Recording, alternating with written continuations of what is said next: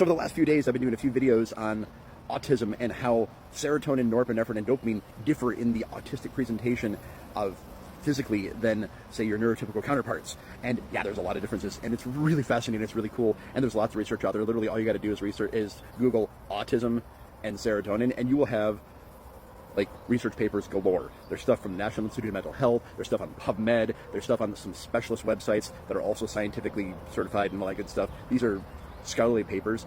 They're fantastic. So do some research, educate yourself, learn cool stuff, impress your psychiatrist, do all the things. I can't believe I'm telling autistic people how to research, because like usually the autistic people are teaching me how to research. But I digress. The big video that I'm making today is so many of you, like there were probably at least 60 comments asking about psychedelics and the research done on psychedelics and autism, because the autistic brain already creates its own MDMA. In fact, higher doses of MDMA than we see in neurotypical or other types of neurological presentations. So basically, y'all get to trip balls all day long. So of course, talking about psychedelics is natural, but here's the thing. I need you to understand all the research that has been done under direct clinical supervision in a laboratory setting or an inpatient setting. Don't experiment on your brain just for funsies, because some of these things, like it's a dice roll. We never know how our brains are going to react. Even if our brains react one way one time, they might react a completely different way another time. And let's face it, like this is your brain chemistry. So be careful, be cautious, be smart. And if you're going to do anything like that, find a study. There's tons of them out there. They'll give you drugs for free. Awesome. But yes, there's actually a fair bit of research done on LSD, psilocybin, and MDMA and the effects on the autistic brain.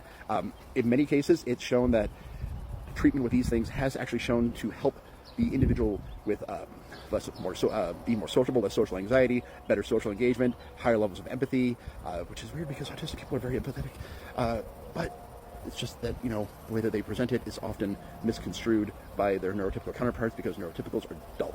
Some studies have indicated a reduction in anxiety and depression symptoms, and of course we know that with psilocybin, there's tons of psilocybin studies, especially the ones at Johns Hopkins, being used to treat PTSD and treatment-resistant depression, with some really cool results. Like, I'm following these studies, like, very excited, because they're actually talking about microdosing psilocybin instead of like megadosing psilocybin. Like, they're megadosing psilocybin too. They're doing heroic doses and they're doing microdoses, and they're finding the efficacy of both in treating depression and PTSD. And there are some studies that are also treating autism with psychedelics. So there you go. Do your research. Be safe. Be smart. Don't listen to any data on the internet. Yes, I'm smart, but you don't know me. So do your thing, but be safe about it. Don't perform experiments on yourself unless you're somebody that can perform experiments on yourself. And even then, good to have a babysitter.